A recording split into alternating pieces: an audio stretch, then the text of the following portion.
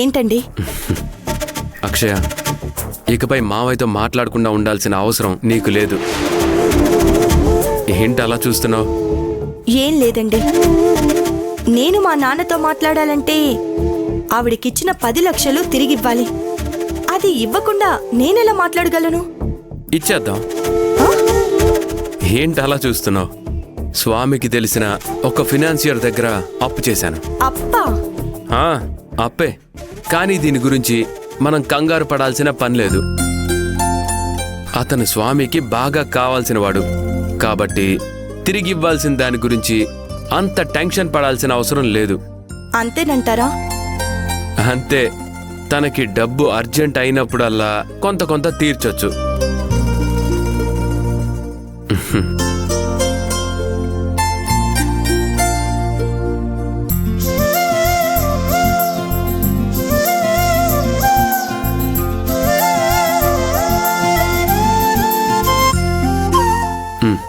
తీసుకో.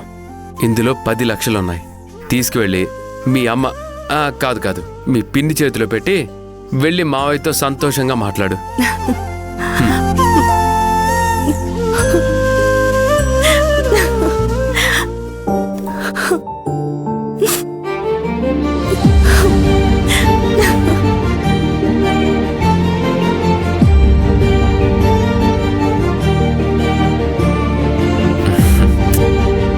అక్షయ, ఏంటిది చిన్నపిల్లల? ఇలా చూడు, ఇది ఆనందించాల్సిన విషయం. ఇప్పుడు కన్నీళ్ళకి చోట్లేదు. ఇదంతా తీసుకువెళ్ళి మీ పిన్ని చేతికి ఇవ్వు. మీ చేతులతో మీరే ఇవ్వండి. పదండి, రండి.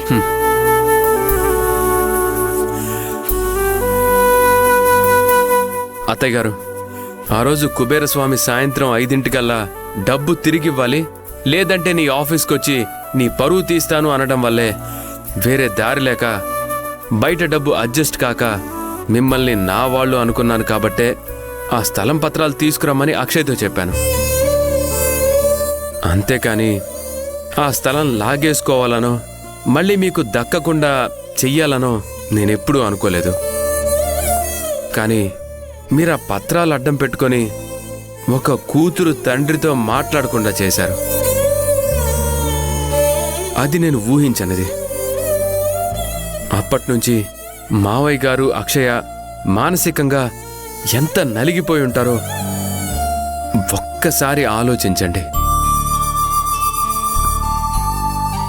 అక్షయ ఎంతలా ఏడ్చిందో నాకు తెలుసు.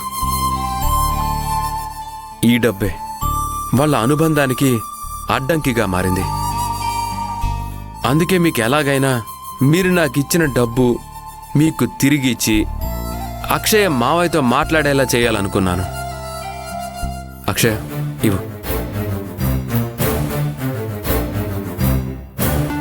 తీసుకోండి.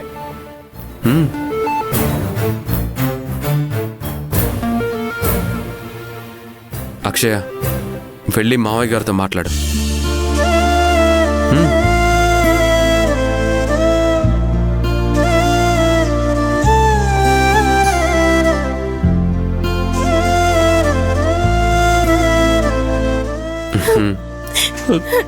నాన్న. అమ్మా,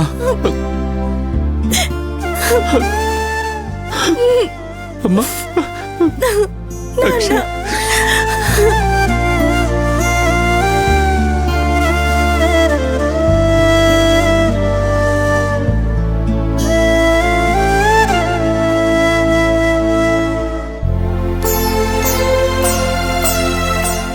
అల్లుడు గారు, మావయ్య గారు,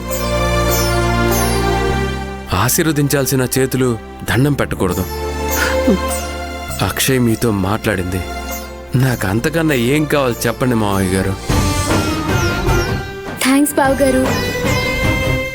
మా అక్క మా నాన్నతో మాట్లాడింది.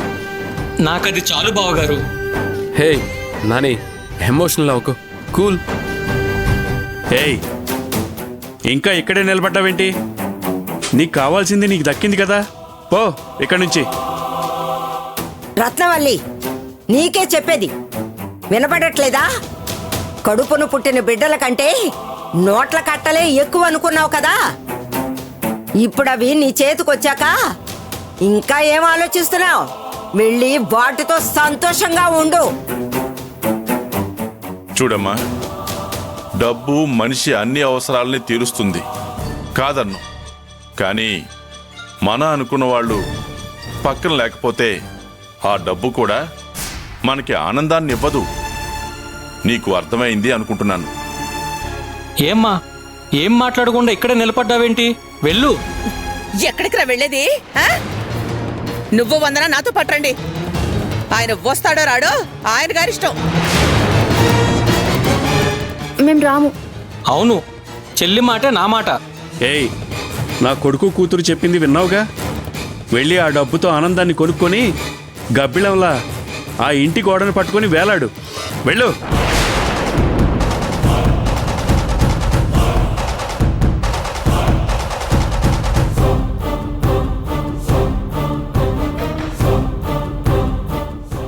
సరే, సరే, ఇక వెళ్ళు.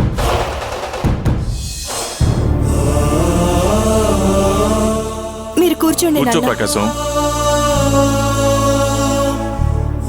అక్షయ, మావి వాళ్ళు భోజనం చేశారా? ఇంకా లేదండి.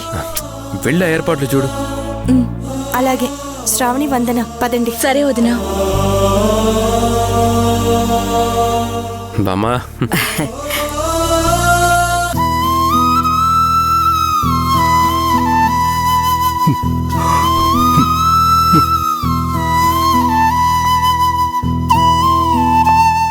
ప్రణు,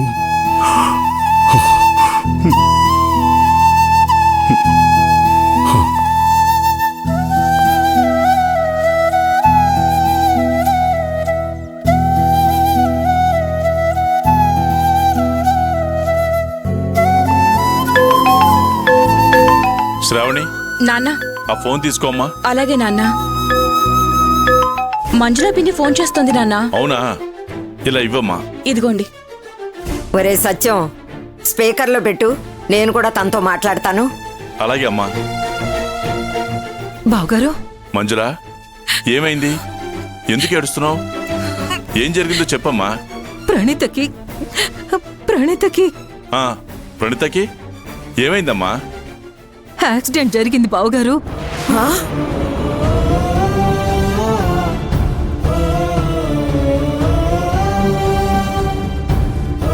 చిన్న కోడలా, ఏమిటే నువ్వనేది? అవునత్తయ్యా, మాకు హాస్పిటల్ నుంచి ఫోన్ వచ్చింది. కంగారుగా బయలుదేరి హాస్పిటల్కి వచ్చేసాం. అయ్యయ్యో, ఇప్పుడు నా కోడలి పరిస్థితి ఎలా ఉందో ఏంటో. అమ్మా, ప్రణీతకేమీ కాదు, నువ్వు కంగారు పడకు. పిన్ని, ఇప్పుడు అక్క ఎలా ఉంది? డాక్టర్ ఏమన్నారు? ట్రీట్మెంట్ జరుగుతోంది. ప్రాణానికేం ప్రమాదం లేదని డాక్టర్ చెప్పారు శ్రావణి.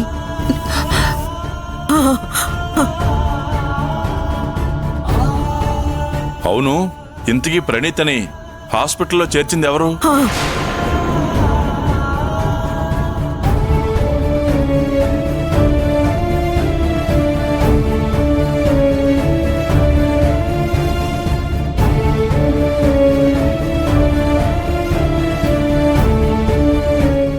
మంజులా, నేను ఇప్పుడే బయలుదేరొస్తున్నాను.